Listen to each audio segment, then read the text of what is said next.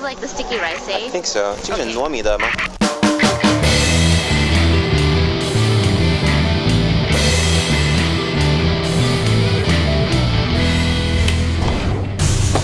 Street food.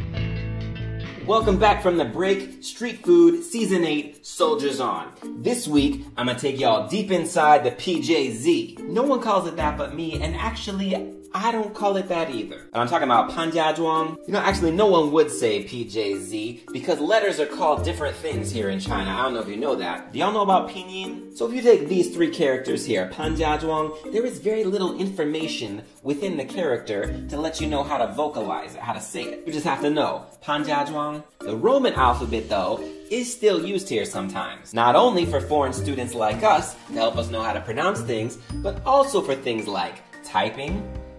It might only be that. I don't know why else they would have Pinyin except for computers. Like with smartphones, you can even draw the characters, but you can also use Pinyin. So Pinyin uses the Roman alphabet to spell out the sounds made by Chinese characters, Chinese words. The Pinyin has rules. Letters make specific sounds, some of which cross over the same as in English, some of which do not.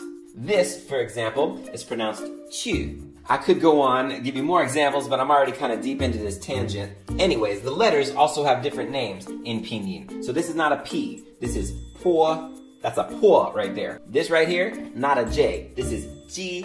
This one, you think it's a Z? Wrong, that's a Z. So rather than call it the PJZ, I should probably be calling it the po ji Z, at which point, why am I not just saying Panjiazhuang? What track am I even on right now? Panjiazhuang is a place. Zhuang means village, Pan is a name, Jia means family. So it's the Pan family spot. We sometimes call areas like this a village. Really, it's just a set of streets. It probably used to be a village, and then the city, you know, encroached around it, until now it's just a place called Panjiazhuang. Although, who is named Pan around here, right? It's just some streets. My friend Amy wanted to check out some local street food, so we took a bus to the Pojizi. Nope, that's some hot trash. Do not call it that. There are three main streets connected by little alleys. And even though it's after dark, the snacks are out. Veggie sandwiches, fried noodles, various deep fried things. He looks like he knows how to cut my hair. Various skewers. Got some different kinds of joe. Then we stumbled onto this little grill, sporting kao mian jin, niagao, as well as some yu tofu. Got various barbecued starches. Time to get down on it. So she adjusts the coals to regulate the temperature here. Give the grill a nice wipe down. For the niagao, they spread some spicy sauce on it and some sesame seeds. I had this way back in season 1, back in the poor quality days of my show. It's important to note that this snack is made with some sticky rice. Sticky rice! Thick rice dough in bite-sized pieces on a skewer. Getting nice and toasted on the outside over the coals. With this kind of barbecue, there's also like a dusting of chili powder on most of the snacks. The tofu gets the sauce, chili pepper, some cumin, and some sesame seeds. I'm digging these spice application devices too. Not to mention these cell phone scanny things. While we were on the starch train, we decided to grab a little jianbing as well. Oily, flaky bread. Put it in a bag, you eat it with a little stick. So good. The skewers were 2 kwai a piece, so 4 for $1.50 more or less.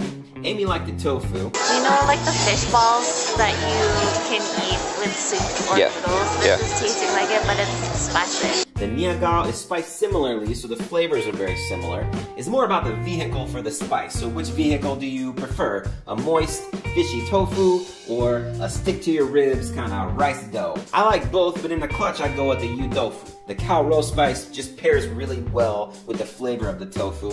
Amy preferred the tofu as well by a nose, but both snacks are legit. And that's just the surface of Panjiazhuang. You can get tattoos there. I probably wouldn't. Yeah, I say that, but these cooks on the street are no less professional than restaurant cooks. Check out this dude. Check out his wok work. Flavoring the oil, working the broth.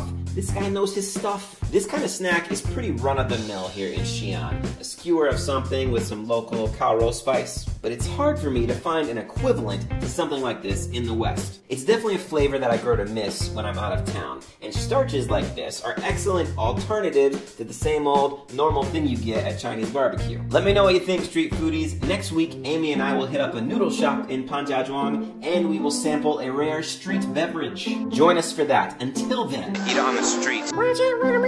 street food.